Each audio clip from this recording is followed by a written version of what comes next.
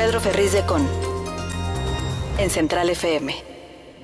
Equilibrio.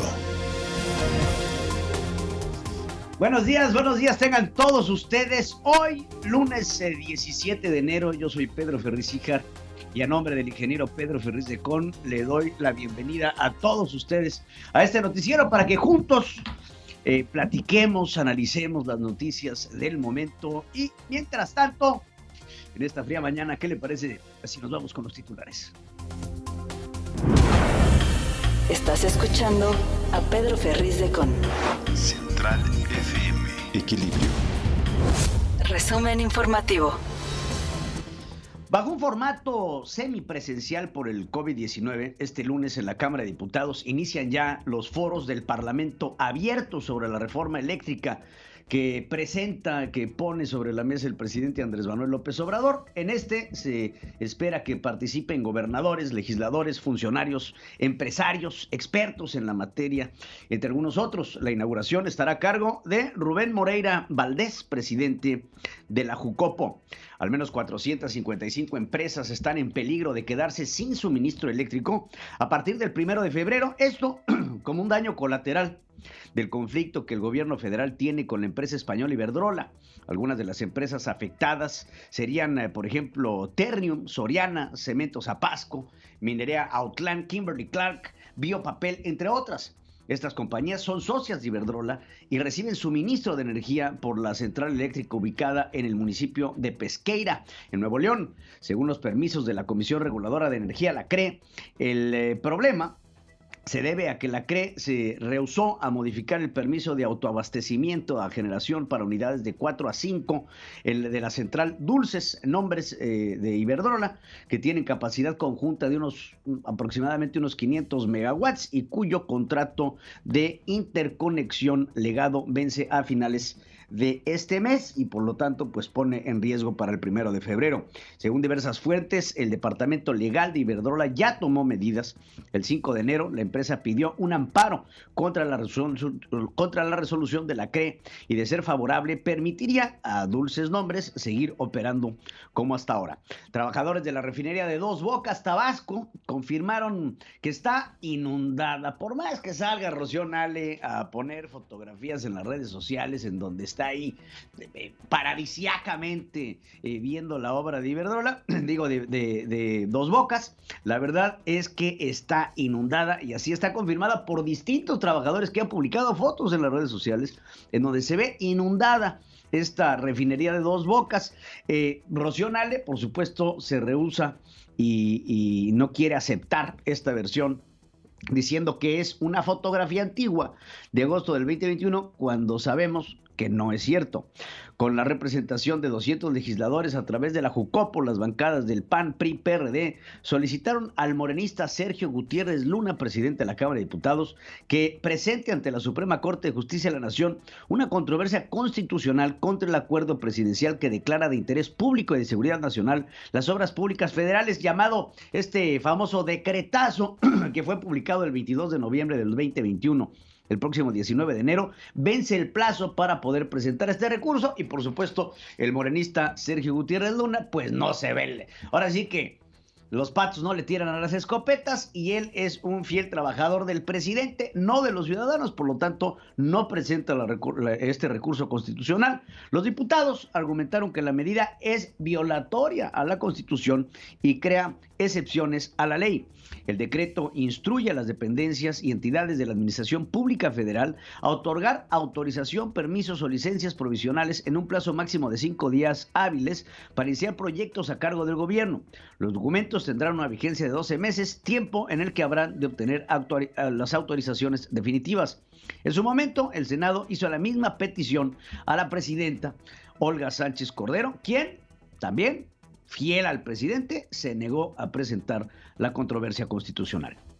Con un alza del 81.3% anual en los primeros 11 meses del 2021, las reclamaciones contra las aseguradoras en pensiones registraron el mayor aumento desde el 2016, con un total de 194 casos. Las principales quejas se dieron por retrasos en el pago de las pensiones y descuentos indebidos, según muestran cifras de la Comisión Nacional para la Protección y Defensa de Usuarios de Servicios Financieros, la CONDUCEF. Las quejas son contra instituciones financieras autorizadas para administrar los recursos de los trabajadores una vez que pueden acceder a ellos para su retiro y recibir una pensión de por vida llamada renta vitalicia. En las quejas también figuran inconformidades por incumplimiento de beneficios adicionales contratados con las aseguradoras y negativas para informar sobre el estatus que guarda el contrato o póliza, de acuerdo con registros de la comisión. Pensiones Banorte acumuló más reclamaciones, pues subió de 38 a 93 quejas en dicho periodo, en un aumento del 144.7 anual. Profuturo Pensiones registró 43 quejas. Javier Garza Calderón, empresario regiomontano, confirmó su interés de participar en la compra de Banamex. Esto hay que ponerle ojo, fíjense. Javier Garza Calderón hace una iniciativa se llama Empresarios con la 4T. Está invitando a otros hombres de negocios a conformar un grupo de inversionistas con el fin de analizar la posible adquisición. Indicó que Banamex quiere que sea un banco realmente mexicano, donde mexicanos inmigrantes puedan comprar acciones e invertir sin excluir, como dijo Andrés Manuel López Obrador, algunos extranjeros complementarios. Esta estrategia de generar un fideicomiso para hacer una compra de este estilo, ya alguna vez, si mi memoria no me está engañando, se intentó cuando Carlos Salinas de Gortari puso en venta y se le dio la concesión de Telmex a Carlos Slim. Y se intentó hacer este grupo de empresarios a través de un fideicomiso para comprar Telmex. Y fue una estrategia que simplemente no funcionó. Ahora viene Javier Garza Calderón, que tiene antecedentes en la banca. Si mal no recuerdo, la familia de Javier Garza Calderón fueron dueños de Serfín, y después Javier Garza Calderón trabajó en algunos otros bancos, con algunas otras iniciativas del índice del interés bancario, y entonces esto dice él que le da la suficiente experiencia para poder hacer este tipo de transacciones. Vamos a ver qué pasa con estos empresarios de la Cuarta Transformación y el interés de comprar a Citibanamex. Por lo tanto, también por ahí salió una declaración de Marcelo Ebrard Casaubon, en donde le pide a Citibanamex que todo lo que son los intereses culturales, porque hay un centro cultural Banamex, todo lo que son los intereses culturales, los donen, los regresen a la federación como un repago al Fobaproa. Hágame el favor. Cuando hay bancos que hoy lamentablemente ya no existen, que tuvieron mucho más beneficio que Citibanamex, les hablo para los que se acuerden, Vital, Serfín, que después fue adquirido por Santander, ¿cómo se llamaba este banco? Probursa, etcétera, etcétera. Entonces, pues hay muchas cosas que luego se les van las cabras a los de la Cuarta Transformación. Grupo Gentor, corporativo mexicano con sede en Monterrey, conformado por las empresas Astra Land Operations, Seiza Hidrazul, Move América, Connexity y Econ, aclara que no plantea participar tampoco. Ellos no se van a meter a la compra de Citibanamex. Legisladores de Morena exigieron a consejeros electorales acabar con los privilegios que existen en el INE, pero en la Cámara de Diputados no erradicaron los excesos presupuestales que conservan anteriores legislaturas. El morenista, otra vez, Sergio Gutiérrez Luna, presidente de la Cámara de Diputados, y Leonel Godoy, vicecoordinador de Morena, pidieron que el INE acabe con excesos, con derroches de recursos públicos para reunir recursos que se requieren para financiar la consulta pública sobre la revocación de mandato. Sin embargo, los morenistas, que son mayoría en la Cámara Baja, se aprobaron para 2022 un presupuesto de 8,045 millones de pesos, de los que 5,073 van al rubro de servicios personales. Nada más, Otros 1.631 millones de pesos serán para transferencias, asignaciones, subsidios para los grupos parlamentarios, así como apoyos que reciben los diputados. En este último caso, no se aplicó la autoridad republicana de la 4T, que le demanda pues, la cuarta transformación al INE. Pues en 2021, este año, hubo un aumento de 601 millones de pesos. De esta cartera, Morena, que es el grupo mayoritario con 202 integrantes, tendrá 374 millones 362 mil pesos por servicios de subvenciones directas cuyo destino no se transparenta. Su administración es responsabilidad directa del coordinador, que se llama Ignacio Mier. Pese a las reiteradas observaciones de la Auditoría Superior de la Federación, Morena no ha permitido que el órgano fiscalizador revise el gasto, tal como lo impidieron también el PRI y el PAN cuando ellos eran mayoría. Pero a todo esto, pues hay que recordar ese cuadrito comparativo que hacía Sergio Gutiérrez Luna para dividir los gastos del INE, y mire, estos son los del poder, y quién sabe qué. Pues debería Sergio Gutiérrez Luna también hacer un cuadrito comparativo de justamente todos estos gastos personales que tienen los diputados, que ascienden a más de 5,000 millones de pesos, y explicarnos cómo es que se los echan, ¿no? Morena también condenó la plantilla de altos mandos del INE, pero la Cámara conserva la misma estructura burocrática que heredó del PRI. Antes, los espacios administrativos eran compartidos en forma proporcional entre el tricolor, el PAN y el PRD. Ahora, todos los espacios del alta de burocracia de la Cámara, que suman casi 600 empleados, son ocupados totalmente por Morena. Los secretarios de servicios parlamentarios y administrativos, el contralor interno, el coordinador de comunicación social, percibieron 106,661 pesos y un equipo de 14 directores generales con 105,998 pesos cada uno.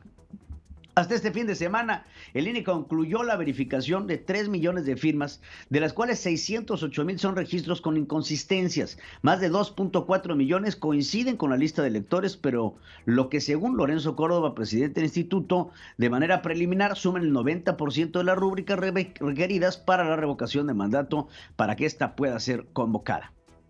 A pocos días de que se complete la verificación de dichas firmas, el INE se prepara ya en las demás actividades para la organización de este proceso, que culminará con la jornada de votación a realizarse el próximo 10 de abril.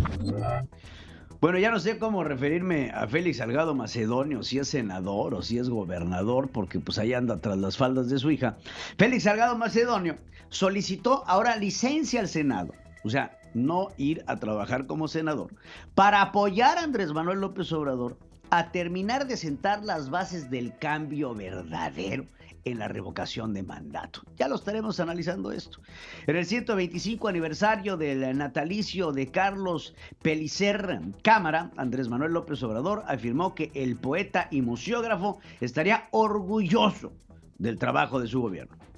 Se sentiría orgulloso de saber que en su tierra seguimos trabajando con la misma convicción de siempre, la de no hacerle mal a nadie y atender de manera preferente a los pobres y a los olvidados. En Tamaulipas, Marco Cortés, presidente nacional del PAN, afirmó que los estados gobernados por Morena son los peores en inseguridad y en narcoviolencia a nivel nacional. Dijo que por ello no permitirán que este partido gane los comicios del 2022 al apuntalar la candidatura de coalición de César Verástegui.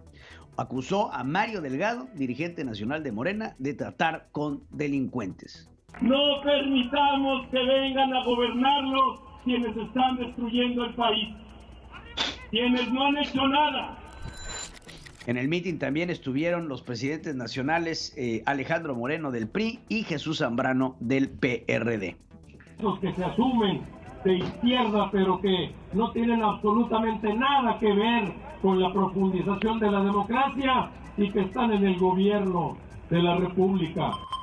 Tras 48 días de haber tomado las instalaciones, estudiantes del Centro de Investigación de Docencia Económica, el CIDE, se retiraron del campus Santa Fe de la Ciudad de México por el alza de contagios del COVID. Reiteraron su oposición a reformar el Estatuto General para quitar poder de decisión a los docentes, como insiste María Elena Árvales Bulla, directora del Consejo Nacional de Ciencia y Tecnología del CONACYT. La Secretaría de Salud reportó este domingo 76 fallecimientos por COVID en México, con lo que suman 301,410 hasta hoy. Se contabilizaron 13,699 defunciones sospechosas de coronavirus. Además, 4,368,314 casos confirmados, 19,132 más que el sábado. En tan solo un mes, México registró casi 300,000 casos activos de COVID-19 y duplicó las hospitalizaciones de camas generales según informes epidemiológicos. El 15 de diciembre del 2021, México reportó 17,964 contagios y para el 15 de enero del 2022 se presentaron 314,065. Es decir, en un mes el crecimiento fue cercano a los 300,000. En un mes, la hospitalización de camas generales casi se duplicó al pasar del 15 al 29%, mientras que las hospitalizaciones críticas crecieron 5% al pasar de 12 a 17%.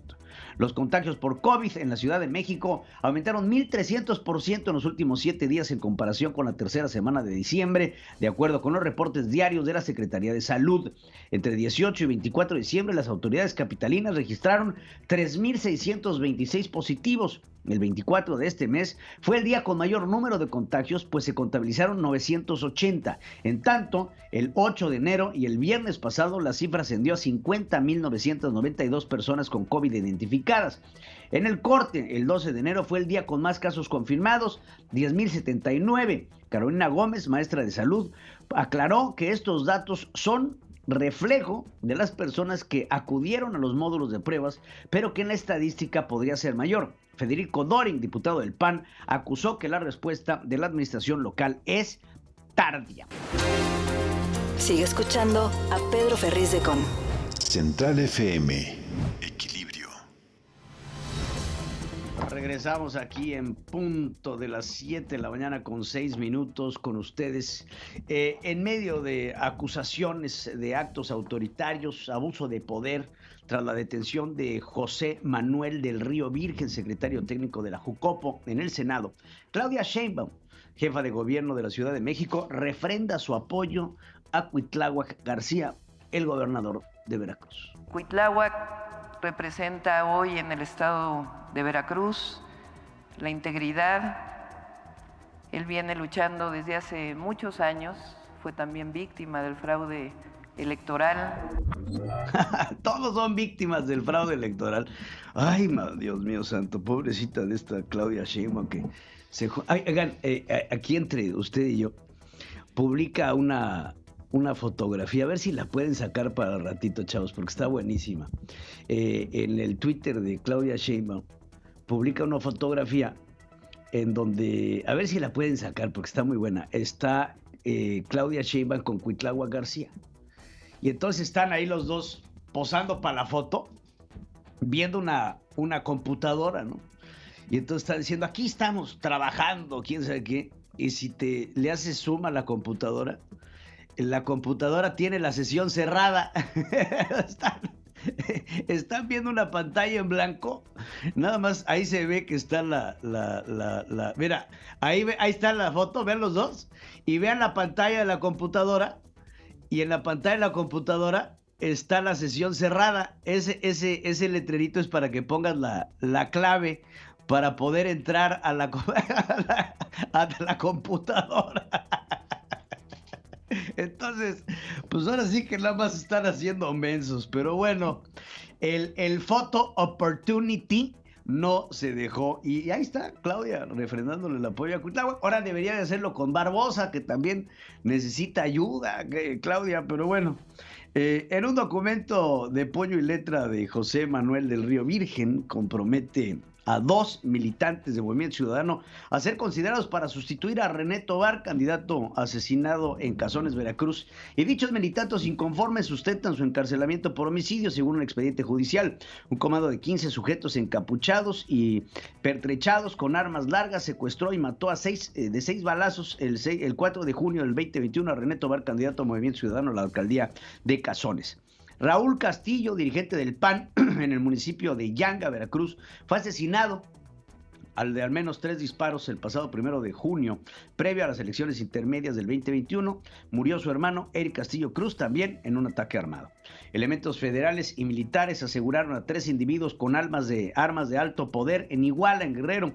Uno de ellos con orden de aprehensión por la desaparición de los 43 normalistas de Ayotzinapa. Se trata de Mateo N., acusado de la desaparición forzada y delincuencia organizada, al estar supuestamente relacionado con los hechos del 26 y 27 de septiembre del 2014 en Iguala. Organizaciones civiles exigieron a las autoridades el esclarecimiento del asesinato de un bebé de 3 meses cuyo cuerpo fue localizado en uno de los contenedores de basura en el penal de San Miguel, Puebla. Un policía fue ejecutado el sábado en Guadalupe, Zacatecas. Con este deceso suman 6 agentes muertos en los últimos 5 días en el estado. Un elemento de la Guardia Nacional murió tras un enfrentamiento con hombres armados en la carretera Marabatío-Sinapecuaro, cerca de las comunidades de Ucareo, en Michoacán. 2 presuntos delincuentes fueron abatidos por las fuerzas de seguridad. La Secretaría de Inclusión y Bienestar Social informó que Natalia Cruz, activista por los derechos de las personas trans, recién electa para el Parlamento de Mujeres del Congreso de la Ciudad de México, fue acuchillada cerca del Metro Portales. Familiares de desaparecidos y organizaciones de rastreo de Jalisco denunciaron que prevalece la burocracia para denunciar y exigir a las autoridades la búsqueda, y además son extorsionados por charlatanes que dicen ser investigadores sin que haya castigo. Una caravana entre 600 y 700 migrantes, en su mayoría nicaragüenses, hondureños y cubanos, partió de San Pedro Sula, Honduras, con el propósito de llegar a la frontera sur de los Estados Unidos. De acuerdo con un análisis de la Unidad de Política Migratoria de la Secretaría de Gobernación, durante el año fiscal 2020, las autoridades consulares de Estados Unidos otorgaron a mexicanos 960,095 visas de no inmigrantes, el menor número desde el 2009, y 30,145 visas de inmigrantes, la cifra más baja en 20 años. La misión diplomática de Estados Unidos en México reportó que cada año se reciben en nuestro país alrededor de 2 millones de solicitudes en más de 20 categorías diferentes de visas. En tanto, según datos de la Oficina de Visas del Departamento de Estado de Estados Unidos, el año fiscal 2009 se otorgaron 862,823 visas de no inmigrantes a mexicanos, cifra que se elevó a 1,693,133 para el año fiscal 2012. Precisó que en los años subsecuentes se mantuvo estable, pero con la pandemia se revirtió la tendencia a partir del 2020, pues tan solo en marzo y abril del 2020 las visas de no inmigrantes integradas pasaron de 124,082 a 40,084 visas. Un mexicano de 38 años falleció el miércoles bajo custodia de autoridades federales de Estados Unidos después de ser detenido por cruzar la frontera de manera ilegal. Tras 12 horas fueron liberados los rehenes detenidos por un hombre en una sinagoga en Texas, confirmó así el gobernador del estado, Greg Abbott.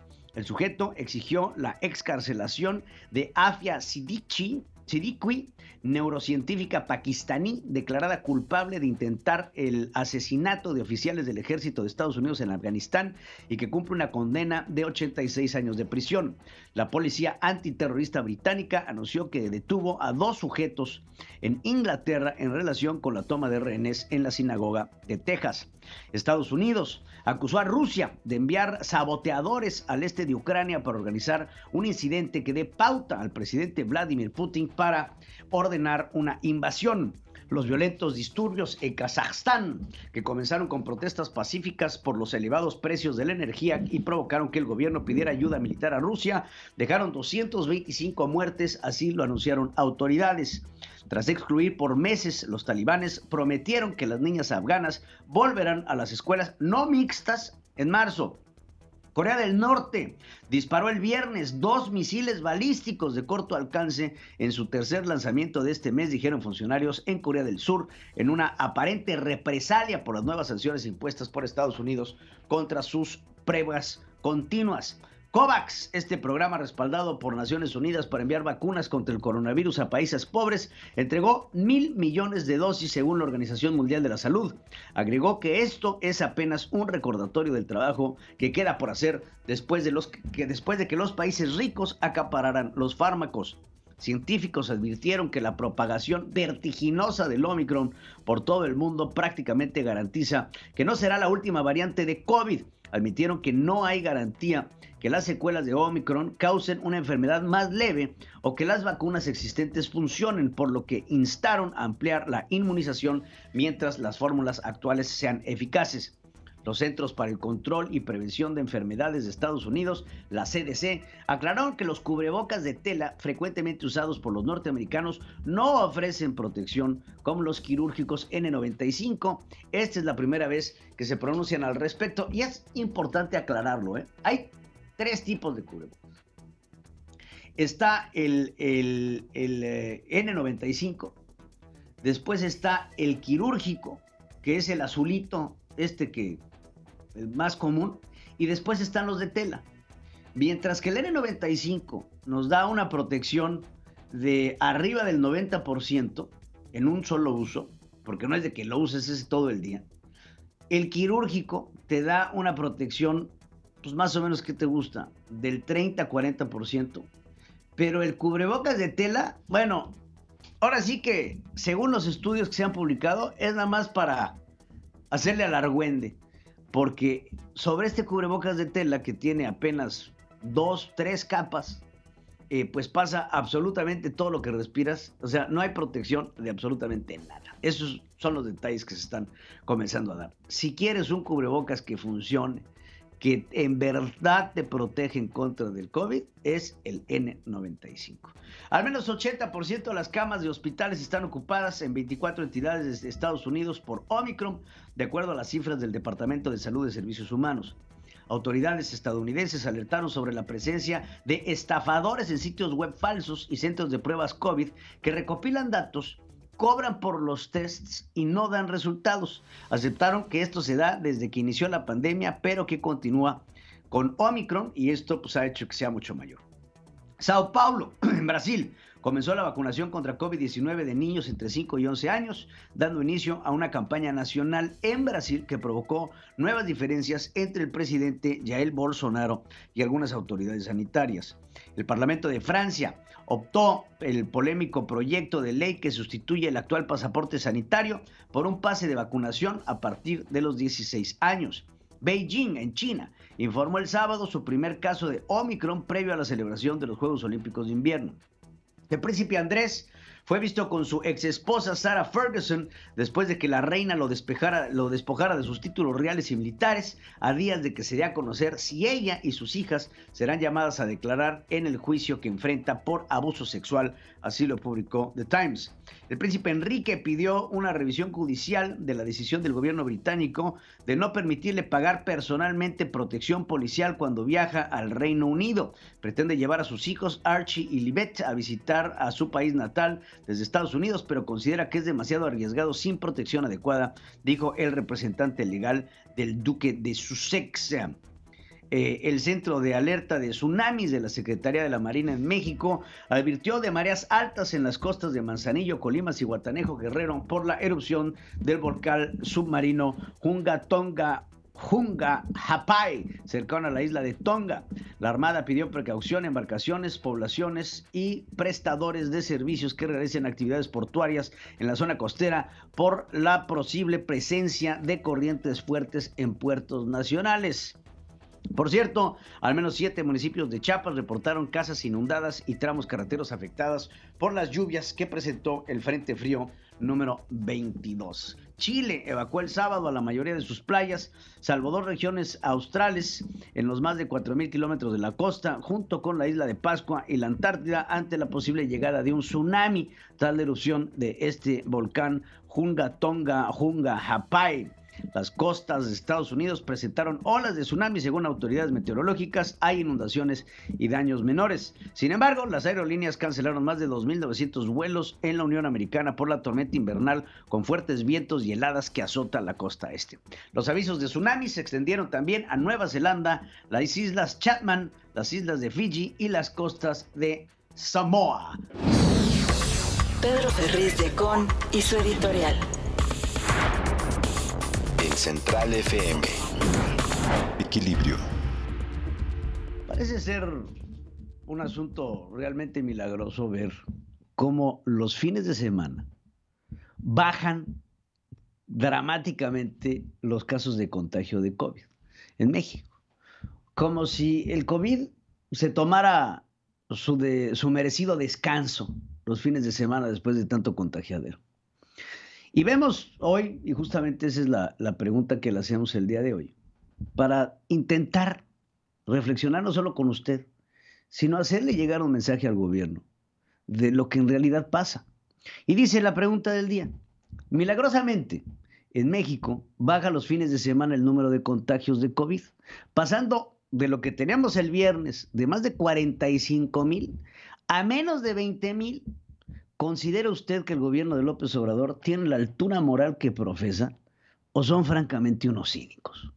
Lo invito a que participe con nosotros a través de nuestras formas de consulta en @PedroFerriz en Twitter, por supuesto en @CentralFM en nuestro Twitter, en nuestra página de Facebook, en todos lados, para que juntos podamos ejercer la opinión y hacerle llegar el mensaje al gobierno federal.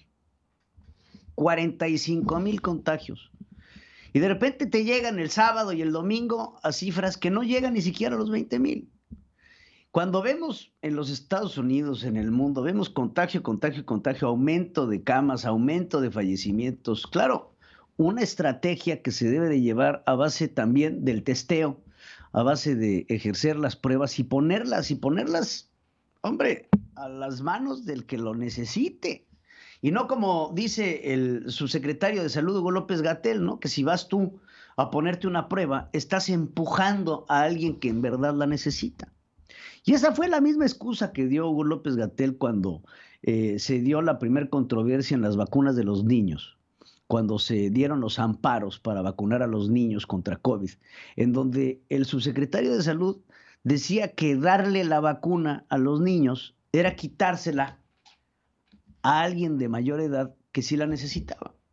En lugar de estar buscando comprar las pruebas, en lugar de estar buscando ampliar el esquema de vacunación, en lugar de estar ampliando las cosas, las reducimos.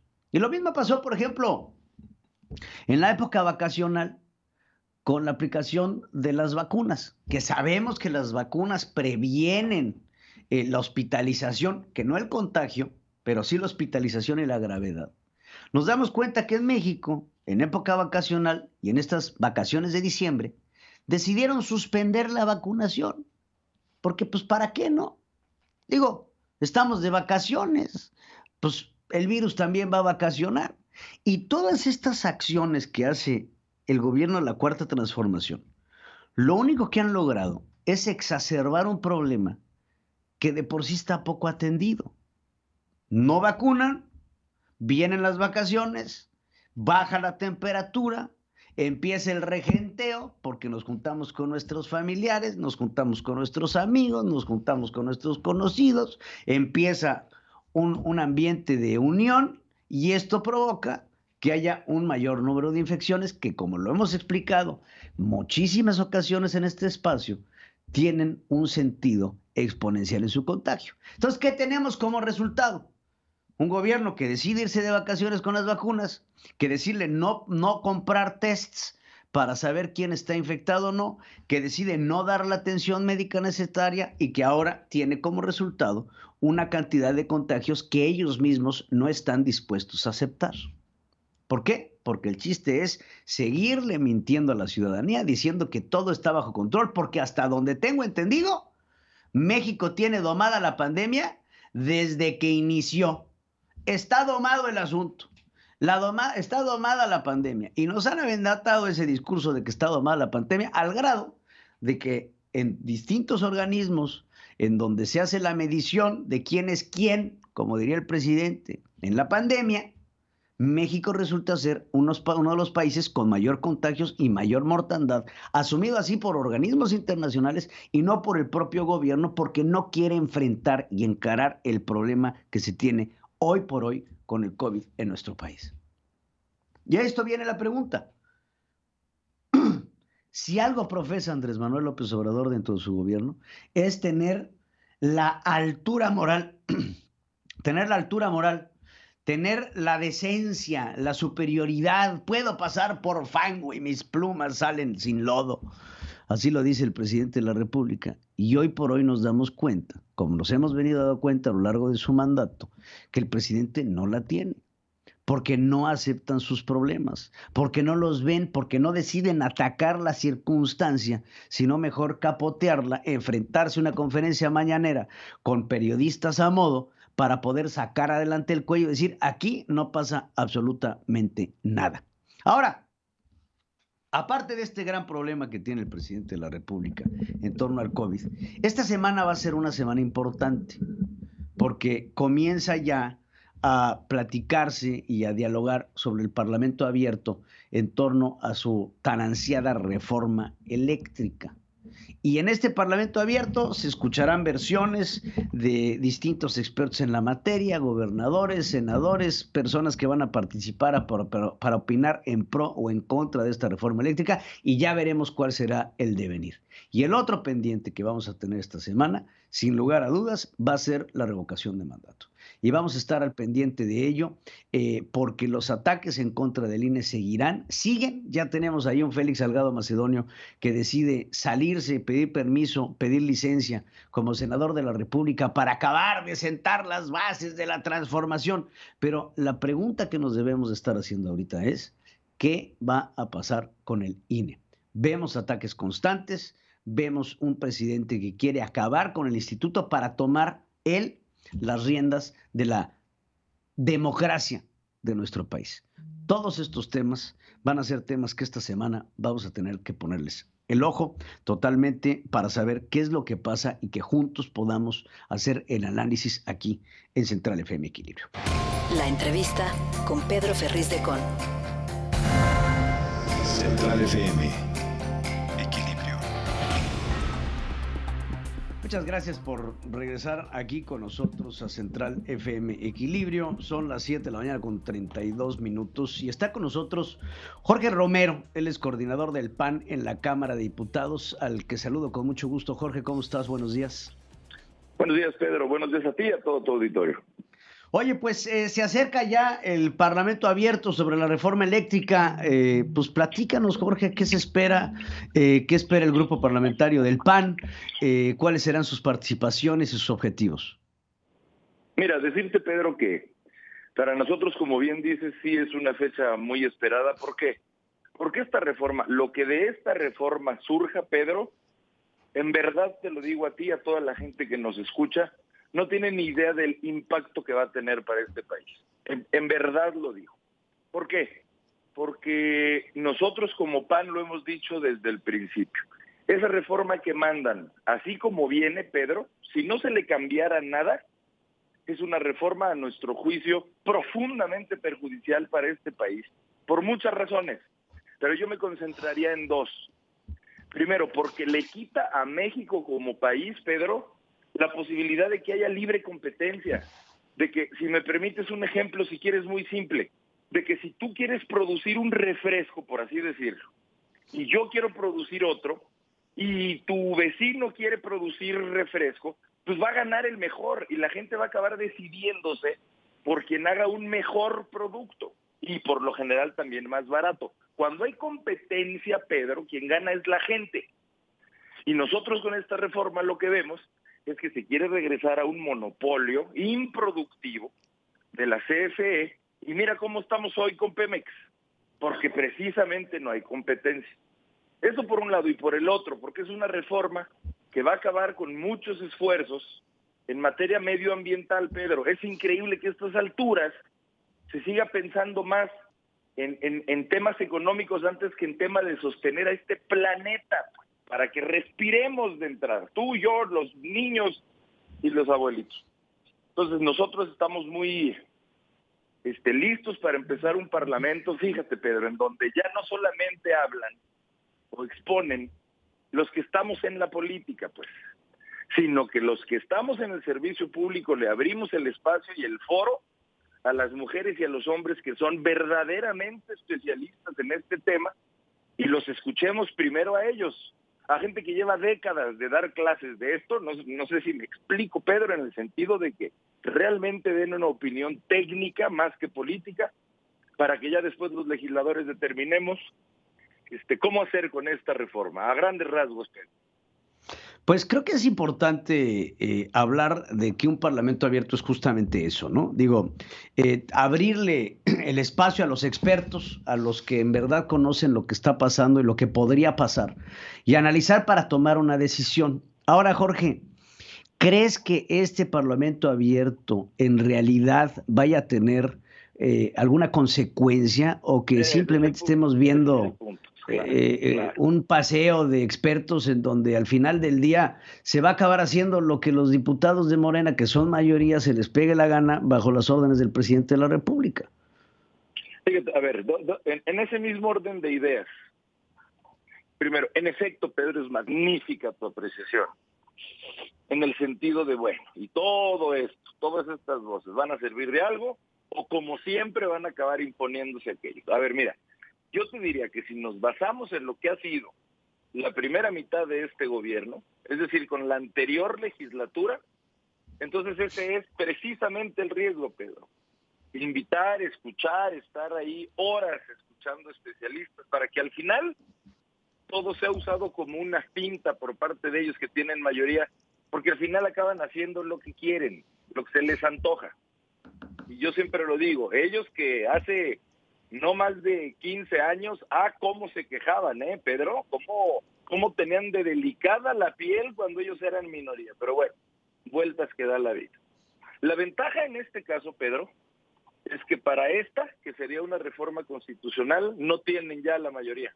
Ahora sí tienen que ponerse de acuerdo con los demás, con los que no pensamos igual que ellos, o bueno, más bien, con los que tenemos la posibilidad de pensar, porque ellos, pues lo digo con todo respeto, pero con toda claridad, las y los diputados de Morena no defienden las ideas que de ellos surgen. Tú y yo sabemos que ellos defienden pues las instrucciones que les mandan. Pero en esta ocasión, que se trata de reformar la Constitución, sí o sí se tienen que poner de acuerdo. Y la oposición se va a basar, para que luego no anden diciendo que nosotros, Pedro, nada más estamos de contras, de contreras. Nosotros nos vamos a apoyar literalmente en todos los argumentos técnicos, Pedro, que surjan de este Parlamento abierto. Por eso la importancia de este Parlamento abierto que hoy en día. Ya lo creo que debe de ser importante, pero lo más importante es que haya una estrategia de concientización de cuáles serían las repercusiones hacia la ciudadanía. Porque, pues aquí entre tú y yo, Jorge, estos parlamentos abiertos los ves tú y los veo yo, pero hay una necesidad de concientizar a la población sobre lo que podría realmente repercutirles a ellos. Háblanos, Jorge, por poner un ejemplo. Para que la gente lo tenga un poco más claro, ¿cuáles podrán ser las repercusiones que va a tener la gente de a pie sobre esta posible reforma eléctrica? Mira, esto que te decía, a ver, ¿qué es lo que más venden en el gobierno? Y está bien, hombre, pues cada quien tiene que hacer su papel. ¿Qué es lo primero que te dice? Que si hay una reforma eléctrica, entonces va a disminuir el precio de la luz. Pues, ¿qué es lo que más le puede importar a la gente? Pero cuando tú dices, para que la gente entienda, escuche, realmente le ponga atención, pues es ver en qué va a trascender para ellos, para los que nos están escuchando. Exacto. Eso es lo que dice el gobierno, que su reforma es, en pocas palabras, para que cueste menos la energía. Bueno, mira, nosotros tenemos una opinión completamente distinta, pero voy a explicar las razones de por qué. Y nosotros incluso creemos que puede salir más costoso o para la gente o para el país si se rompe el modelo que hoy por hoy se tiene. Lo explico, que un poco lo hacía al principio de este espacio. Mira, ellos lo que buscan es que desaparezca o se disminuya, por así decirlo, un modelo en donde cualquier privado que tenga la posibilidad de producir energía también pueda hacerlo, para que ahora solamente se imponga, por así decirlo, poco a poco y cada vez más una producción de energía por parte de la CFE. Déjame ponerte un solo ejemplo. Antes había lo que se llamaban subastas eléctricas al mayoreo. Cuando hubo un solo participante, Pedro, que fue la CFE, la primer subasta de energía producida que hubo, el megawatt, que es la unidad, la medida pues de electricidad, costaba $50, un megawatt. En la tercera subasta, Pedro, cuando ya hubo 16 participantes, siendo uno de ellos la CFE, pero 15 participantes privados más, el megawatt costó $20. ¿Por qué? Porque hubo competencia, Pedro. Porque cuando hay competencia, tienes que abaratar tus costos sin que pierdas la calidad de tu producto. Se disminuyeron $30. Claro, es una economía de libre mercado. Eso es importante decirlo. Cuando tenemos monopolios, pues lo que tenemos son precios impuestos y pues así que claro, es este o este. Calidad horrible. Y una mala calidad. Horrible. Y si te gusta, qué bueno. Y si no te gusta, qué bueno, porque es lo único que hay. Y aparte de todo, la Comisión Federal de Electricidad, pues no tiene la tecnología ni los recursos para hacerlo solos. Sí, yo creo que eso también es importante mencionarlo. Estamos rescatando un kilo de chatarra. Hoy el 60% de la electricidad, Pedro, la producen los privados. Tú los cancelas de un día para otro. ¿De dónde se va a producir el 60% de un día para otro de electricidad, Pedro? O sea, lo que pasaría serían otra vez los apagones horrorosos que desde hace 20 años no sucedían y que empiezan a suceder con esto. Ahora, ¿qué es lo que nosotros como PAN y como oposición decimos? Nosotros no estamos diciendo que no participe la CFE. Qué bueno, o sea, es una empresa productiva del Estado. Si como empresa cada vez le va mejor, si de veras se convierte en la empresa más eficiente, más eficaz y que logra dar los mejores servicios al mejor precio, un aplauso para la CFE. Pues por supuesto que eso sería una bendición para este país. El problema es que quieran que solamente sea la CFE, cuando nosotros creemos que se debe de impulsar un esquema, insisto, que ya es constitucional, de libre competitividad.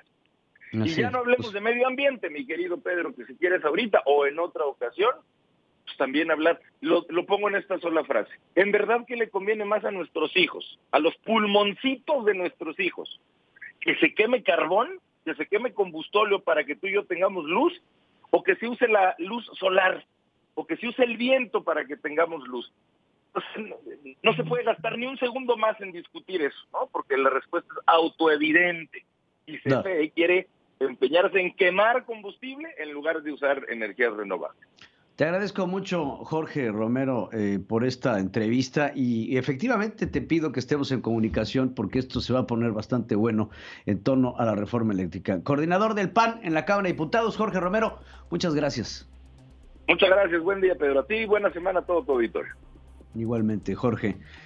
Pues sí, pues efectivamente, como bien lo pone Jorge sobre la mesa, son temas que tenemos que estar viendo y que tenemos que estar platicando, pero ¿cómo hacerlo? Con un gobierno que no entiende, que no comprende lo que significan las energías renovables. Que cuando le dices energía eólica, te dice, ¿y qué va a pasar cuando no haya viento? Pues nos vamos a morir porque quiere decir que no hay rotación de la Tierra. ¿Y qué va a pasar con la energía solar cuando no haya sol? Pues nos vamos a morir. Entonces no se preocupen porque el sol ahí está y ha estado durante cientos de miles de años y pues ahí sigue. Y ojalá y logren entender no solamente nuestros congresistas, sino el público en general, la importancia que tienen las energías renovables. No podemos estar dependiendo al 100% de estas empresas, de estas dos empresas, Petróleos Mexicanos y la Comisión Federal de Electricidad, que lo único que le han brindado al país han sido tremendos dolores de cabeza. La información internacional con Adriana Braniff desde Miami, Florida. Central FM. Nos vamos hasta Miami, en la Florida, con mi queridísima Adriana Braniff, a la que saludo con muchísimo gusto, mi querida Braniff. ¿Cómo te... hombre, ahora sí ya tienes... No, pues eso cambia todo el cuadro, mi querida Braniff. ¿Cómo estás? Buenos días. Buenos días, sí, dándole aquí un refresh a la imagen, porque con el año pues hay que darle una refrescadita a todo, ¿no, Pedro? Hombre, fíjate nada más, muy bien, estrenando. ¿Cómo estás, Adriana? ¿Cómo te fue de fin de semana? ¿Cómo está el clima? Platícanos. Un fin de semana, bueno, hay de todo. Este fin de semana hubo de todo. Para empezar, pues Day, ¿no? O es un fin de semana largo, ¿no? Estamos de fin de semana largo, tanto tú como yo. Tú en Texas, yo en Miami, y aquí en Estados Unidos, pues hoy es festivo.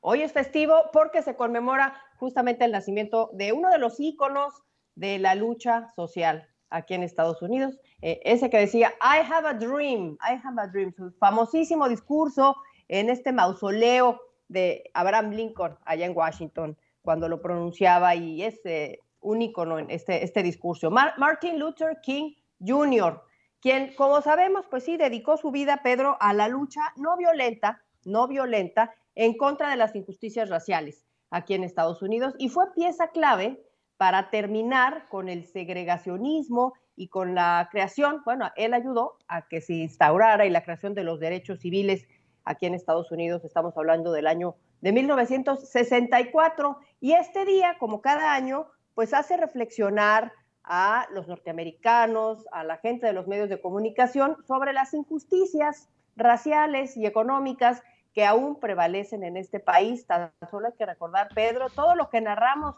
aquí en estos micrófonos, tú y yo, por meses, con respecto a la violencia policial que se sufre en contra del sector afroamericano, y sí, que culmina con esta historia que tanto platicamos, Pedro. Te acordarás de George Floyd, afroamericano que muere a manos de, bueno, más bien a rodilla de un policía norteamericano.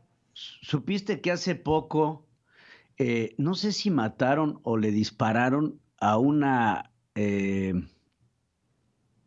¿cómo se dice? A una sobrina de George Floyd en Houston?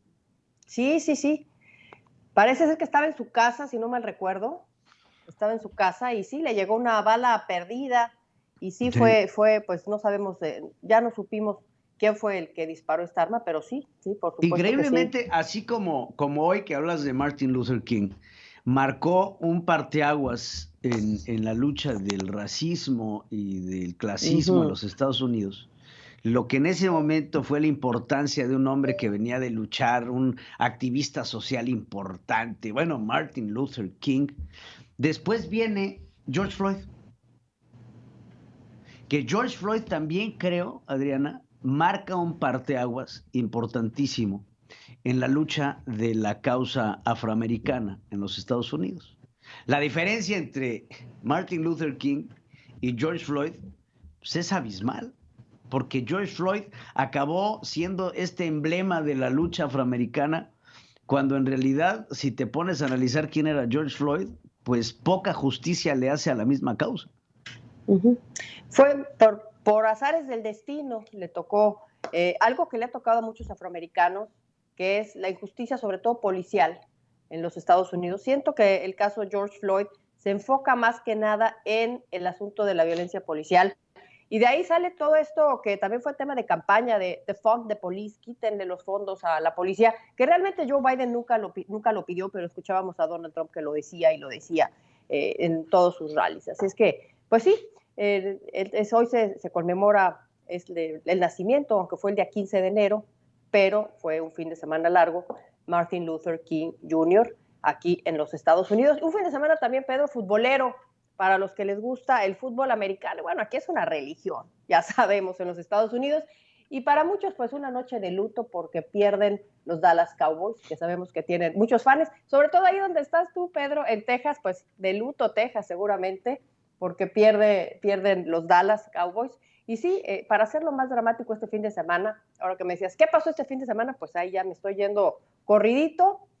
También fue un fin de semana de regreso de los rallies, a los rallies más bien de Donald Trump. Y sí, muchos no quieren ya oír hablar de Donald Trump. Dice, ya Donald Trump no es noticia como lo era, me acuerdo, eran los rallies, eran cubiertos por todos los medios, por lo que iba a decir ahí, que a muchos ya les hacía levantar la ceja, pero quise traer a cuento este evento del sábado en Arizona, el rally de Donald Trump, el primero desde hace muchos meses, por cierto, porque habló de alguien que muchos tampoco quieren oír hablar de otra persona, pero mira, te lo pongo para que lo escuches. Donald Trump pensaba. And I have a lot of respect for the president of Mexico. Yes, he may be a socialist, but I like him.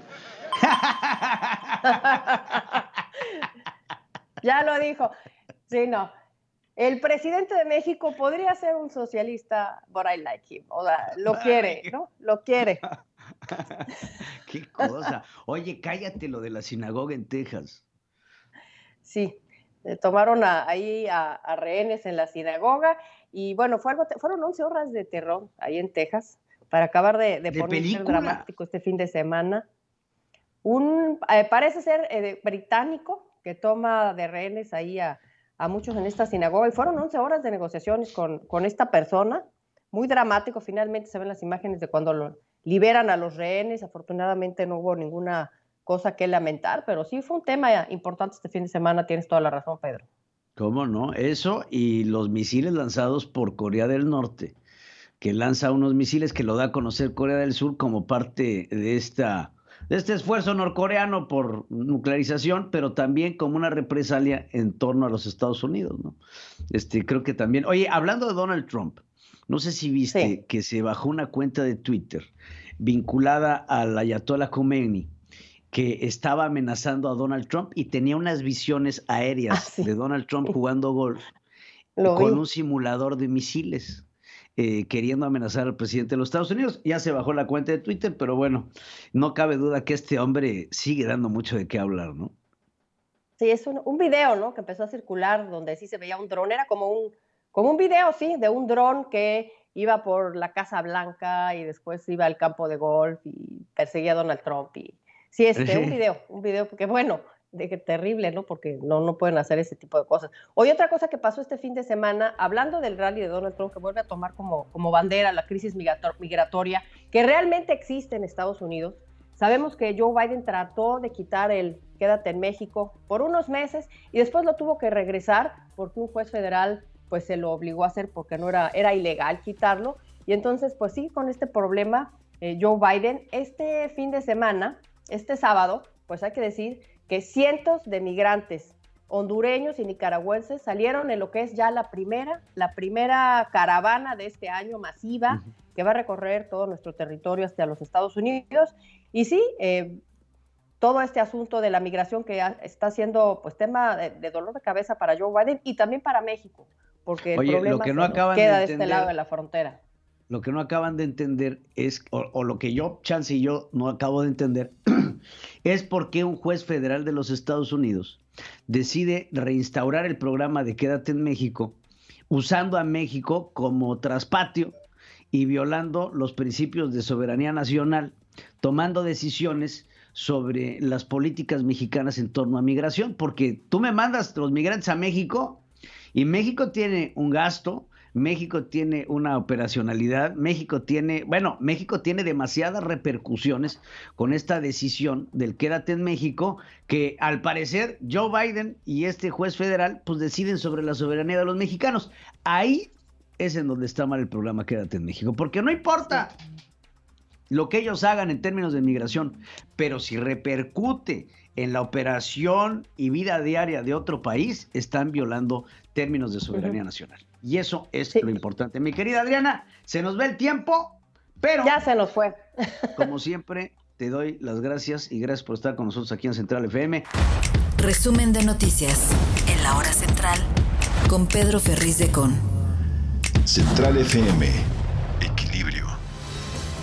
Este lunes la Cámara de Diputados inicia el Parlamento abierto sobre la reforma eléctrica de Andrés Manuel López Obrador. Al menos 455 empresas podrían quedarse sin suministro eléctrico a partir del 1 de febrero por el conflicto entre el gobierno federal y la empresa española Iberdrola.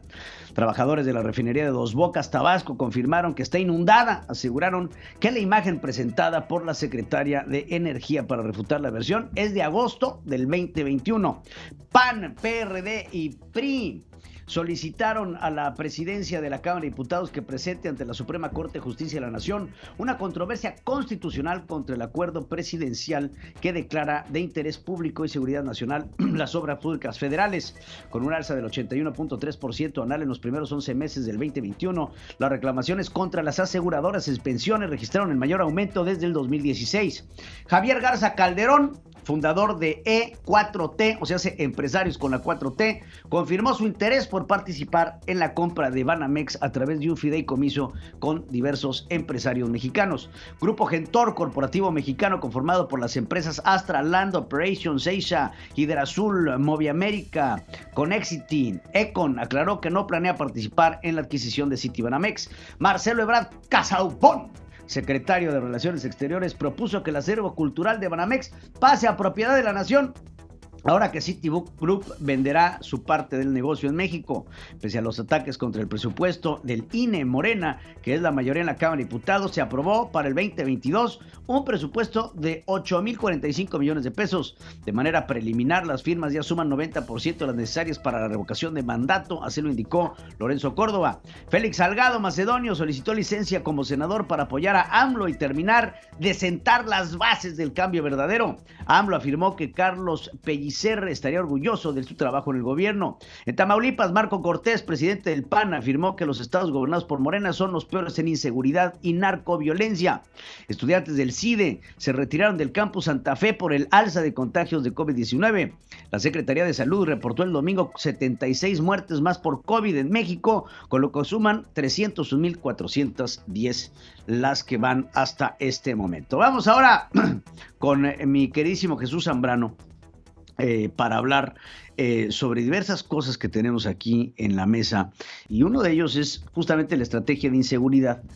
¿Hay un problema de inseguridad en nuestro país? Sí, definitivamente lo hay. Muchos de ellos y la gran mayoría de los problemas que tenemos de inseguridad son en estados gobernados por Morena, y mientras tanto, por ejemplo, uno de estos estados es Guerrero, en donde la violencia está por todos lados, y no el gobernador, pero su casi gobernador, Félix Salgado Macedonio, quien quiso contender para la gobernatura de Guerrero y acabó poniendo a su hija, pide licencia para, lo que le acabo de decir, acabar de sentar las bases de la transformación y apoyar en la revocación de mandatos. Son los temas que queremos tocar con Jesús Zambrano el día de hoy. Y te saludo con mucho gusto, Jesús. Gracias por estar con nosotros, presidente nacional del PRD.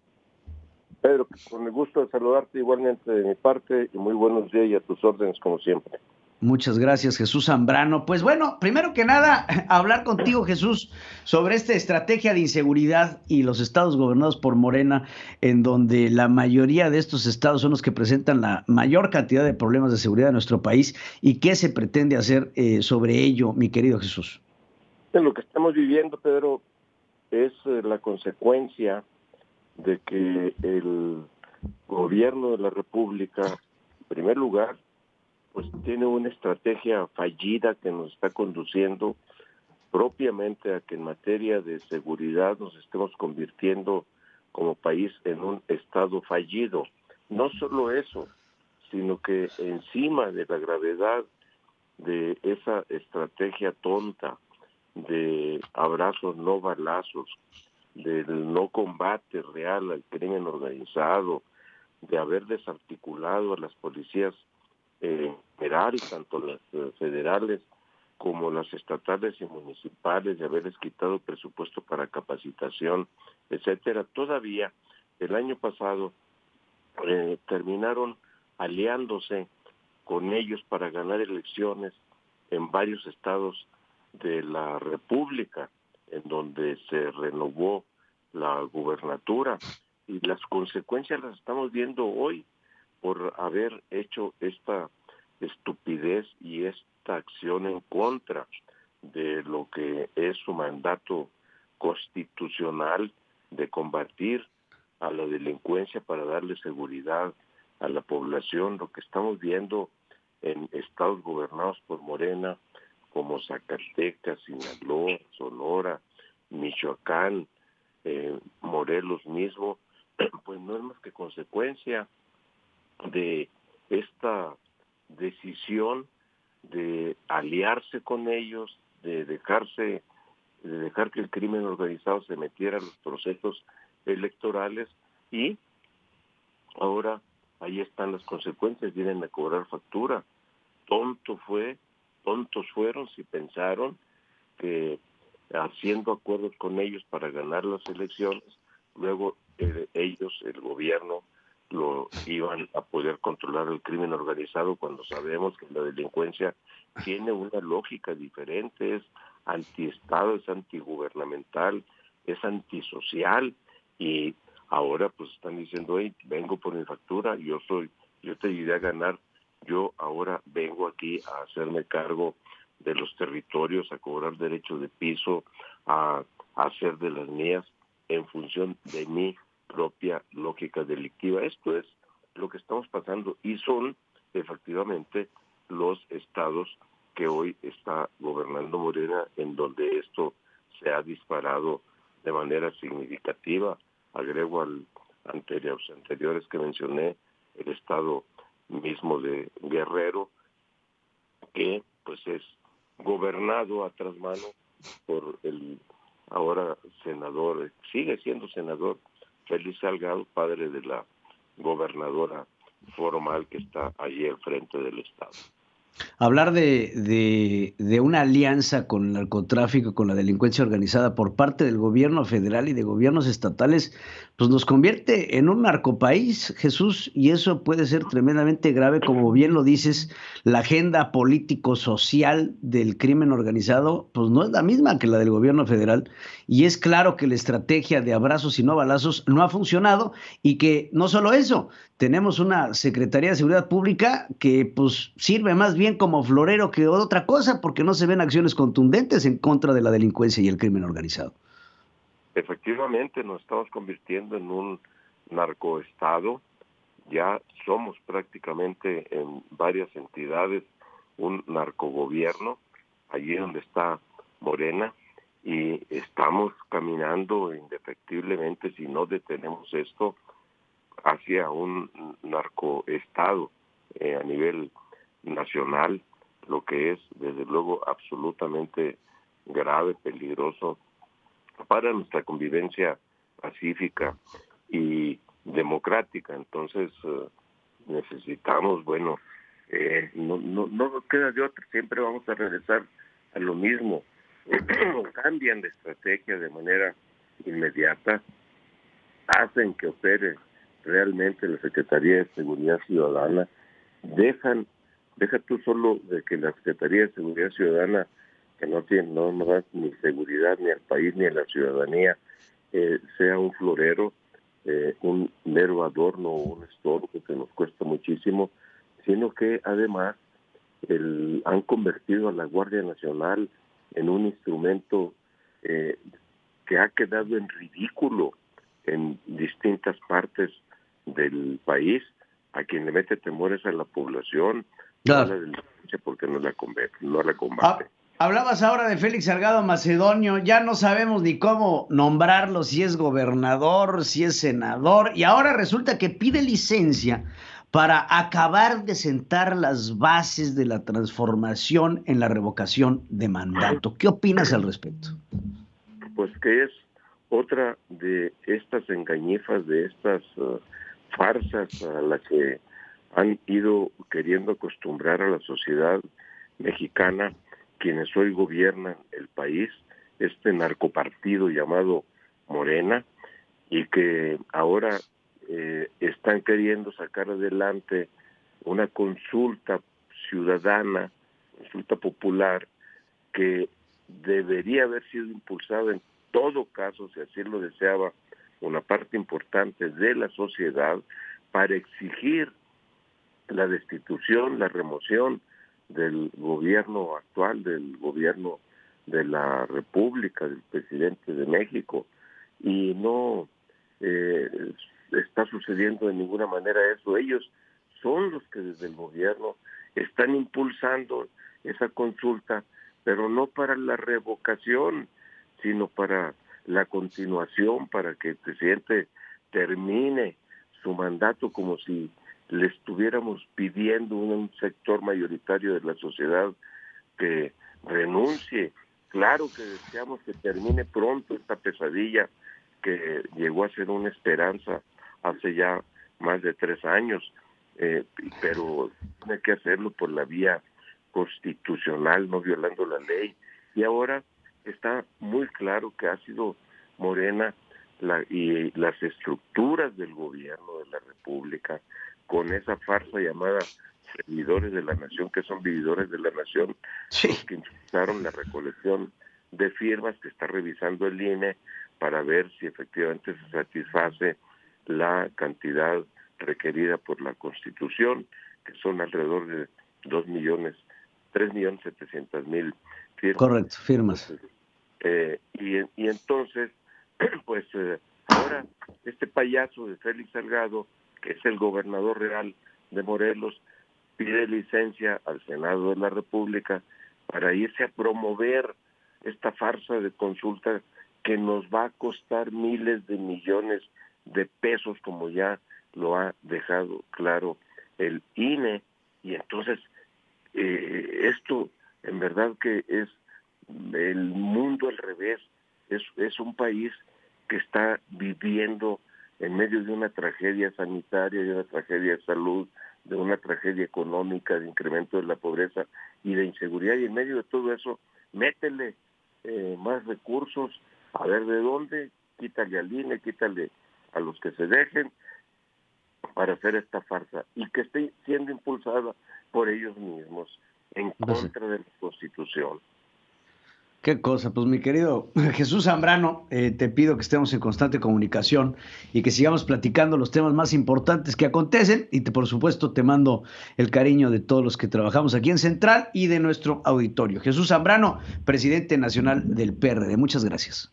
Gracias a ti, a usted, Pedro, un abrazo muy afectuoso, a seguirse cuidando, a no confiarse, y estaremos desde luego en contacto por el bien de las familias y desde luego seguir trabajando por el bien de México como ustedes lo siguen haciendo desde su trinchera. Felicidades y muchas gracias. Gracias, Jesús Zambrano. Efectivamente estaremos al pendiente de todo lo que sucede. Roberto José Pacheco está con Pedro Ferriz de Con. Central FM. Equilibrio. Mi queridísimo Roberto José Pacheco, vamos contigo y con la información parlamentaria más importante. Pacheco, te saludo. Igualmente, mi estimado Pedro Ferriz Híjar, saludos ya este inicio de semana.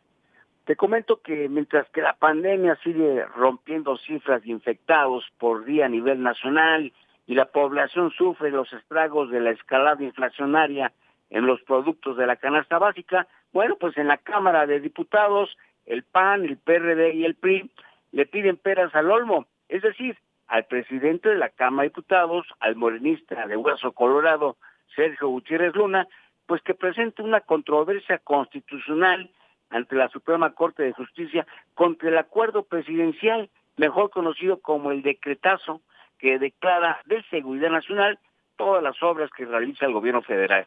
Pues bien, los coordinadores parlamentarios del PAN, Jorge Romero, del PRI, Rubén Moreira, y el PRDista Luis Cházaro, consideran que ese acuerdo presidencial, anunciado, hay que recordarlo, el pasado 22 de noviembre del año pasado, es de carácter inconstitucional, ya que afirman carece de un fundamento válido y contraviene varios artículos de la ley precisamente de seguridad nacional. Palabras más, palabras menos, mi estimado Pedro. Los legisladores de oposición dicen que el llamado decretazo lo único que va a tolerar es la opacidad precisamente en el manejo de los recursos públicos. Por lo tanto, no es legal ni tampoco constitucional que el presidente de la República cree o lleve a cabo excepciones mediante acuerdos de carácter unilateral. Pues bien, a ver qué responde el presidente de la Cámara de Diputados, Sergio Gutiérrez Luna, ante esta petición de los coordinadores de la oposición.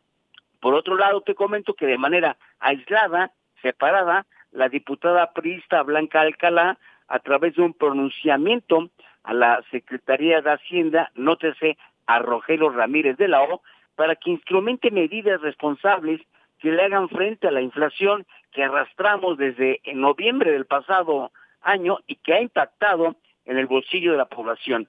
Sin lugar a dudas que este 2022 ha iniciado con una de las peores cuestas de enero a consecuencia de la errática política económica. No cabe la menor duda que el nivel inflacionario más alto de los últimos 20 años la estamos padeciendo con un responsable de las finanzas públicas que conduce el timón junto con el presidente de la República con la brújula descontrolada. La propuesta de la priista Blanca Alcalá es sencilla. Ella plantea, Pedro, que Hacienda realice ajustes al IEPS, es decir, al Impuesto Especial de Productos y Servicios, en dos etapas, del 3.5% en el primer trimestre del año para aligerar la llamada cuesta de enero y al finalizar el tercer trimestre establecer el 3.8% restante para llegar al 7.3% del aumento del IEPS y que sea reflejado precisamente en la cuesta de enero con el aumento de los productos de la canasta básica. Veremos, propuestas vienen, propuestas van, veremos cuáles son las que salen. Yo lo veo casi imposible. Es mi reporte, mi estimado Pedro. Muchas gracias, Roberto. Y sí, pues digo, sobre la propuesta del decretazo, no veo, francamente, a Gutiérrez Luna metiendo la controversia constitucional ante la Suprema Corte de Justicia de la Nación, ya que, pues si alguien ha demostrado ser blandengue con el presidente, es él. Un hombre, como bien lo dices, morenista de hueso colorado, y es claro, porque también se le solicitó de la misma manera a Olga Sánchez Cordero y decidió hacer caso omiso de lo mismo para poder tirar este decretazo del presidente de la República, que es francamente anticonstitucional.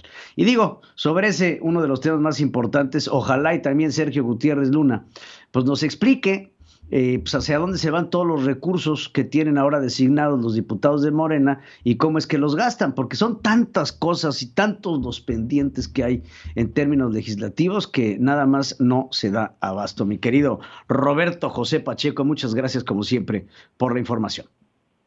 Estamos pendientes. Hoy arranca, por cierto, el Parlamento abierto de la reforma eléctrica y mañana te daremos la nota al respecto. A ver quiénes estarán en este, es un parlamento semipresencial, tengo entendido, en donde algunos de los exponentes pues estarán haciéndolo a través de las redes sociales y a través de conferencias, videoconferencias, mi querido Roberto José Pacheco, y estaremos al pendiente de ello mañana contigo. Así es, buen inicio de semana, un abrazo. La entrevista con Pedro Ferriz de Con. Central FM. Regresamos aquí en Central FM Equilibrio con una entrevista interesante con Héctor Saúl Telles. Él es subsecretario de la Comisión de Presupuesto de la Cámara de Diputados para platicar sobre el plan de austeridad que proponen desde la Secretaría de Gobernación para el INE y si este sería violatorio a la autonomía del propio Instituto Nacional Electoral. Héctor, te saludo, muchas gracias por estar con nosotros. Hola Pedro, muy buenos días, contento de estar contigo y con todo tu auditorio. Muchas gracias, Héctor. Pues bueno, pues el tema el plan de austeridad promovido por la Secretaría de Gobernación, lo mencionaba Adán Augusto, si mal no recuerdo, la semana pasada en la conferencia mañanera, en donde le decía al INE, pues recorten sus propios gastos y casi les dicen cómo gastar el dinero del INE, lo que sería violatorio a la propia autonomía del instituto. Platícanos al respecto. Pues mira, Pedro, hay una clara injerencia en este caso de la Secretaría de Hacienda, de la Secretaría de Función Pública y obviamente orquestada desde la presidencia, una injerencia total. Debemos de recordar en este contexto todo el golpeteo que ha estado sufriendo el Instituto Nacional Electoral. Parece una estrategia claramente premeditada desde la oficina de la presidencia. Primero, pues obviamente en este contexto presupuestal, este asfixiamiento de recursos para el propio instituto. Después, pues, desgraciadamente, la actitud del presidente de la mesa directiva de la Cámara de Diputados presentando estas controversias, pero sobre todo las denuncias de carácter penal en contra de los consejeros, este amedrentamiento jurídico que están sufriendo actualmente. Y tercero, el linchamiento político y el linchamiento mediático que está sufriendo el Instituto Nacional Electoral. Nos parece que es muy clara la estrategia. Parece que quieren tener un Instituto Nacional Electoral muy débil. Parece una venganza política y bueno, ahora en este paso de la cuestión presupuestal, obviamente que todo nace por el ejercicio y el mandato de ley que nos obliga a tener un ejercicio de revocación de mandato en los próximos meses. Se ha presentado esta discusión y ahora nos salen desde el gobierno con un plan de austeridad que obviamente es una camisa de fuerza, es una ocurrencia por parte del gobierno en esta actitud injerencista en contra del propio instituto, en donde le proponen de una manera respetuosa que lleve a cabo algunos recortes, algunas actividades de la supuesta autoridad que tanto hablan en Morena, pero que no se representan lo mismo en el gobierno federal. Dicen que no tienen recursos para llevar a cabo esta ampliación de recursos al INE, cuando vemos un claro dispendio en 3 años por parte del gobierno en las obras faraónicas que han sido solamente un capricho presidencial, incluso dándole más de 1,200 millones de pesos a la cuestión de la oficina del béisbol, que parece que es más importante en este momento que fortalecer al Instituto Nacional Electoral. Sí, justamente, ahorita que estabas hablando de eso, se me vino a la cabeza la oficina de la presidencia del béisbol. Antes de que lo dijeras, dije, es que es increíble que tengamos un presidente que tiene una oficina de la presidencia, que tiene, ¿qué son? 1.300 millones de pesos, sí, más o menos, de presupuesto, que estén comprando estadios de béisbol y haciendo que tantas cosas que no abonan en lo más mínimo a la democracia, pero que busquen ahorcar al Instituto Nacional Electoral. Ahora, hagamos una proyección. ¿Qué pasa si no le dan el dinero al INE? ¿Qué pasa si el INE tiene que sacar la revocación de mandato con el presupuesto que tiene? ¿Hay posibilidad de hacerlo? ¿No hay posibilidad de hacerlo? ¿Saldría mal? ¿Cuáles son los elementos? Fíjate que en esta controversia jurídica que se presentó alrededor de los recursos de la revocación de mandato, pues obviamente los consejeros hicieron bien al interior del Instituto Nacional Electoral de sacar un acuerdo general en donde pusieran una pausa a los elementos logísticos de la revocación de mandato. Nunca se detuvo la recepción de solicitudes, nunca se detuvo el análisis de las solicitudes que marca la ley para llevar a cabo la revocación de mandato. Lo único que se hizo en ese acuerdo fue detener los elementos logísticos de la revocación de mandato, porque obviamente los consejeros del INE argumentaban que no tenían el presupuesto suficiente, y esto lo tenemos que recordar, Pedro, porque hubo un recorte muy agresivo desde la Cámara de Diputados, orquestado por el grupo parlamentario de Morena y sus aliados, que son el Verde y el PT, en donde le recortaron casi 5,000 millones de pesos al INE. Obviamente ahí había recursos considerados para la revocación de mandato. Los consejeros hacen este acuerdo, sale el presidente de la mesa directiva y pone las controversias, y creo que el coordinador parlamentario de Morena acude al Tribunal Electoral del Poder Judicial de la Federación, que era la vía correcta, no la Suprema Corte de Justicia, pero será otro tema, y el Tribunal Electoral en sus resoluciones dice que el INE debería de llevar a cabo un ejercicio de análisis de su presupuesto para ver cómo lo puede adecuar. Pero también le marca que si después de este análisis presupuestal el INE sigue requiriendo recursos porque no le alcanza, puede solicitar esta ampliación de recursos a la Secretaría de Hacienda y Crédito Público. Y la Secretaría de Hacienda y Crédito Público estará obligada, después de esta solicitud justificada, fundamentada, a responder al INE con los recursos suficientes. Entonces, ¿qué pasaría si después de este plan de austeridad, que es un dardo envenenado, que es una camisa de fuerza, que es una ocurrencia, dijeran no hay recursos para darle al INE? Pues entonces la Secretaría de Hacienda, el gobierno federal estaría cayendo en desacato de una orden judicial que es muy clara. Además, la Constitución y la Ley General de Procedimientos e Instituciones Electorales dicen que el Instituto Nacional Electoral debe de contar con los recursos suficientes para llevar a cabo sus funciones. Entonces, ahí vamos a entrar a otra controversia, Pedro. Ya lo creo que vamos a entrar en otra controversia, porque aparte de todo, vemos que, por ejemplo, y tú que estás ahí, en la Cámara de Diputados se aumentaron también el presupuesto. Vamos, ha habido ciertos aumentos de presupuesto en ciertos lugares, pero la reducción y el ahorcamiento ante el INE, ante lo que es esta revocación de mandato, pretendiendo debilitar al Instituto Nacional Electoral, y con ello, a la postre, no sabemos inclusive si desaparecerlo y tomar el control del mismo. Bueno, ahora, lamentablemente, toda esta estrategia de la que hablamos, Pedro, pues parece que está premeditada, porque han anunciado ya que en el próximo periodo legislativo presentarán este instrumento que han anunciado de su reforma en materia electoral. Esperemos que no traiga una sorpresa, como bien dices, de tratar de completamente debilitar ya al instituto e incluso desaparecerlo o transformarlo en lo que ellos les beneficie.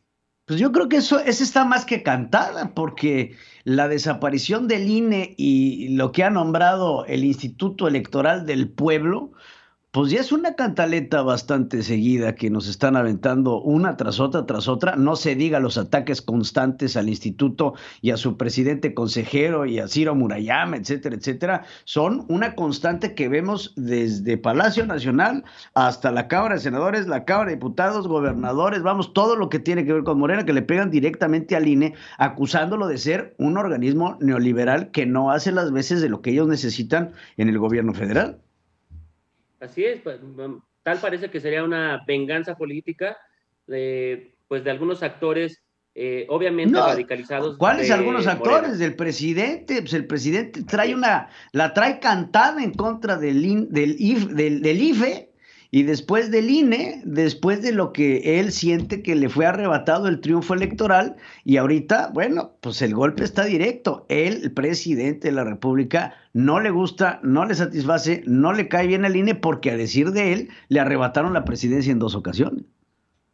Pues mira, Pedro, estos berrinches, estos arranques presidenciales no le están haciendo nada bien a la democracia, no le están haciendo nada bien al dispendio de recursos, y bueno, ahora dicen desde la oficina presidencial que darle más recursos al INE sería dejar de dar más apoyos sociales a las personas. Es una completa mentira. Recursos suficientes hay para darle al Instituto Nacional Electoral sin menoscabar los apoyos sociales. Simplemente hay que ver las obras faraónicas, hay que ver los gastos pues que no tienen ninguna razón de ser, como este caso del béisbol. Hay que ver muchas cuestiones que se pueden de alguna forma darle recursos al INE sin menoscabar los apoyos sociales. Es una verdadera mentira lo que dicen desde la oficina presidencial.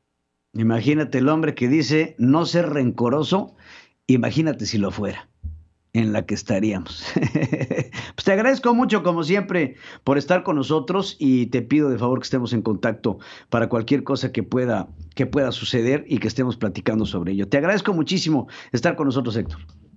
Muchas gracias, Pedro. Un saludo a todo tu auditorio. Igualmente, muchas gracias a ti por estar con nosotros. Héctor Saúl Telles, secretario de la Comisión de Presupuesto de la Cámara de Diputados. Pedro Ferriz Híjar y Pedro Ferriz Secón. Central FM. Equilibrio. Tan solo pasaron 6 días y el presidente hoy regresó a la conferencia mañanera, no sin antes pues hacer su chascarrillo, ¿no? Escuchemos. Miel para la garganta, aunque está caro el limón, procuraba yo no ponerle tanto.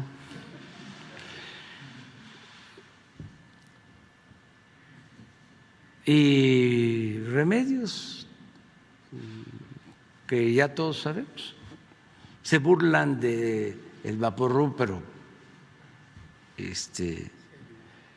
ayuda, sobre todo porque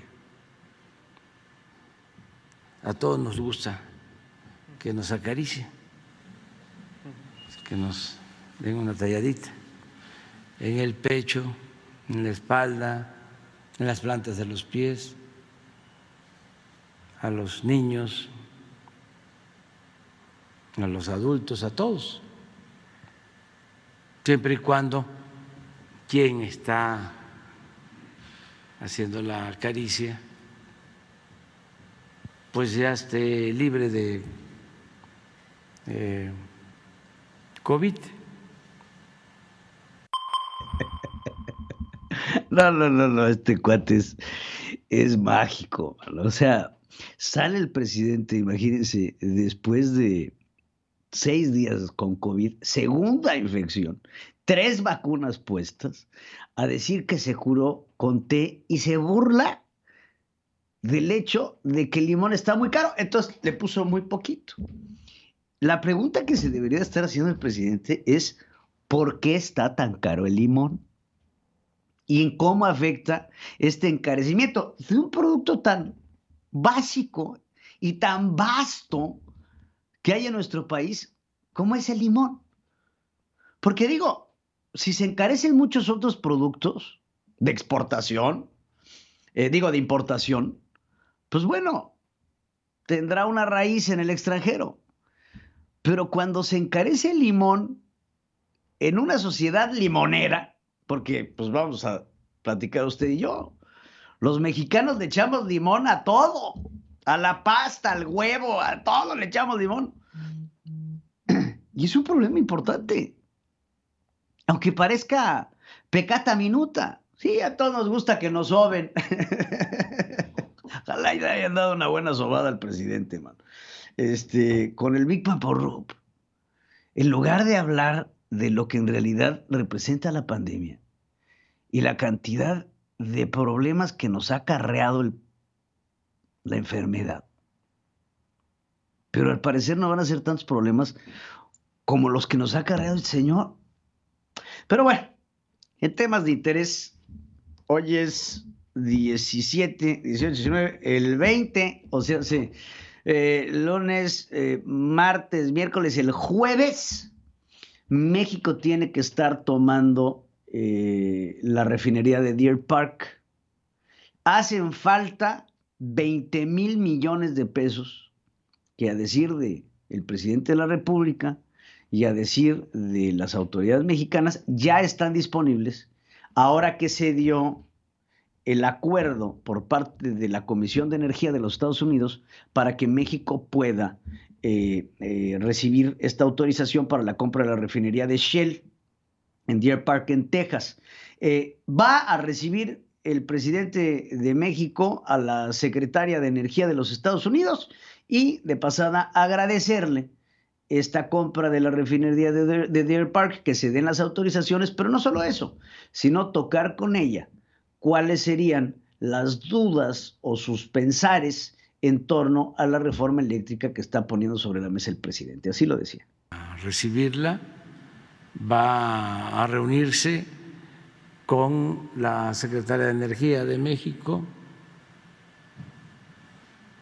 con el secretario de Relaciones Exteriores y también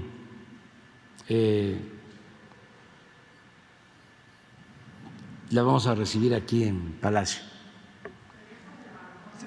Exactamente. Se van a tratar todos los temas. O sea, siempre es así. No hay ningún tema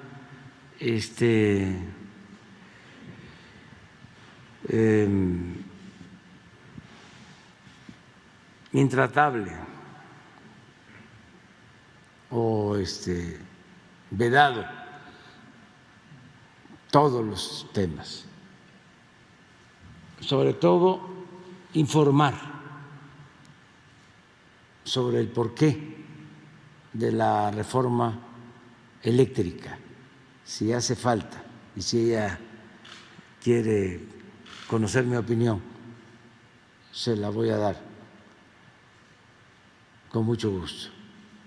Y otros temas que puedan salir. Agradecerles porque ellos permitieron el que compráramos a Shell la refinería.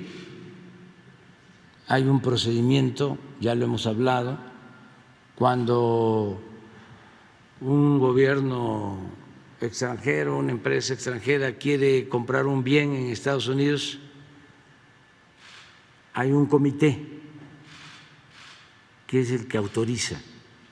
Es un comité integrado por el Departamento de Estado, por el Departamento del Tesoro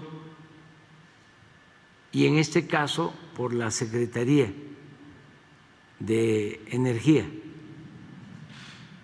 Y estos tres organismos, estas tres instituciones apoyaron.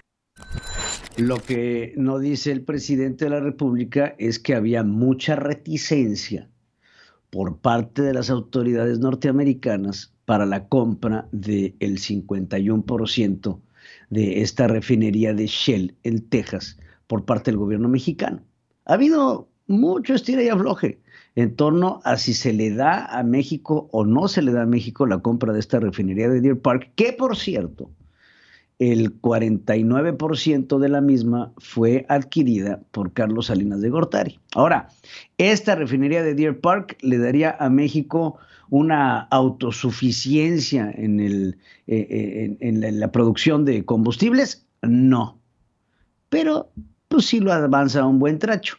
Ahora, no se había dado la autorización producto justamente de esta reforma eléctrica que está presentando el presidente. La contraentrega se tiene que dar el día 20 de enero. Veremos si esto se da así y de qué irá a hablar la secretaria de Energía allá a México, de los Estados Unidos a México, ahora que empieza este asunto del Parlamento abierto en torno a todo esto. Alejandro Reyes, los deportes. Central FM. Equilibrio. Es tiempo de los deportes con mi querido Alex Reyes. Alex, te saludo con gusto. Pedro, ¿cómo estás? Muy buenos días, gusto en saludarte. Feliz semana para ti, para todo el auditorio. Sé que para millones de aficionados no será una buena semana, y es que este sábado y domingo en los juegos de comodines de la NFL quedaron eliminados quizá los 3 equipos de más afición, por lo menos en México. 2, pues de toda la historia posible, los Acereros de Pittsburgh y los Vaqueros de Dallas, y los neoaficionados a la NFL, es decir, los que han empezado en este siglo XXI con los Patriotas de Nueva Inglaterra, también han quedado eliminados. Pero el ícono de la NFL sigue viva a sus 44 años, que es Tom Brady. Un fin de semana, como siempre, de playoffs emocionantes, cardíacos, llenos de drama, de enojos, de alegrías, y todo comenzó el pasado sábado con la victoria. Si hemos hablado de algunas rachas que se han terminado a lo largo de los últimos meses, pero amigos, pues es precisamente en el deporte. Los Vaqueros de Dallas tienen 26 años sin conseguir un título y las cosas no marchan nada bien. El sábado, Bengalíes de Cincinnati, 31 años después, ganan en playoffs y consiguen la victoria 26-19 sobre los Raiders de Las Vegas. El equipo de Cincinnati con este jovencito Joe Burrow, que se comporta de manera extraordinaria, y son buenos contendientes para estar peleando en las siguientes rondas. Por la tarde-noche, una de esas actuaciones memorables, quizá la mejor actuación de un equipo a la ofensiva en toda la historia de los playoffs. No entró una sola vez el pateador de los Bills de Buffalo, que apalearon 47-17 a los Patriotas de Nueva Inglaterra. Una actuación extraordinaria también de Josh Allen, el mariscal de campo de los Bills, y tampoco hay que descartarlos, y veremos cómo se pone la próxima semana ya en los juegos divisionales. El día de ayer, bueno, Tom Brady, su partido 46 es increíble. Tan solo él tiene más partidos de playoffs que el resto de todos los mariscales de campo que estaban disputando esta postemporada. 46, victoria 36 también para Tom Brady en los playoffs, 31-15 sobre las Águilas de Filadelfia. ¿Seguirán lamentando los Vaqueros? Ya se habrán acostumbrado. Esa es una buena pregunta.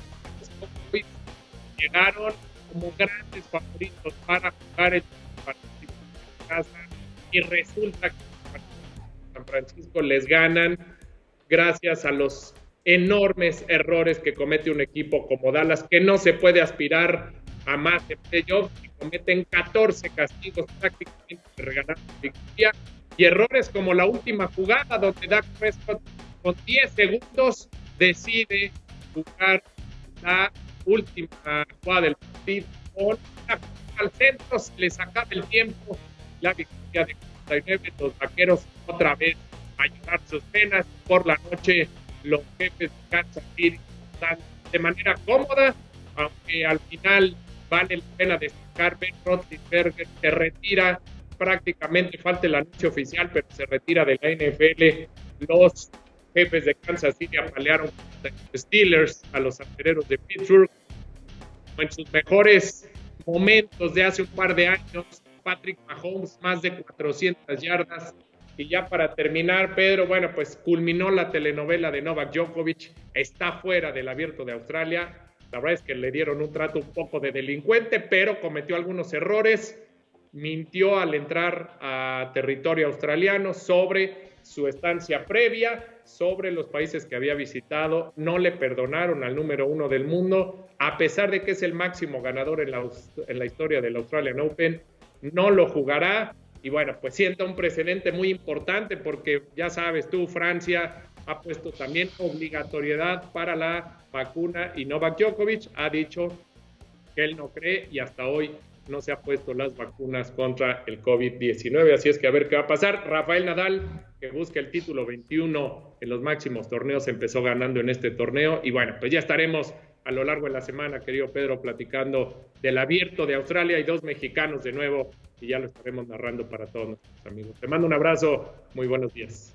Igualmente, mi querido Alex. Sigue escuchando a Pedro Ferriz de Con. Central FM. Equilibrio. Y bueno, pues eso ha sido todo por el día de hoy. A nombre del ingeniero Pedro Ferriz de Con y todos los que trabajan aquí en Central FM Equilibrio, yo le doy las gracias. Yo soy Pedro Ferriz Iger y recuerde, hagamos historia. Hasta aquí presentamos a Pedro Ferriz de Con.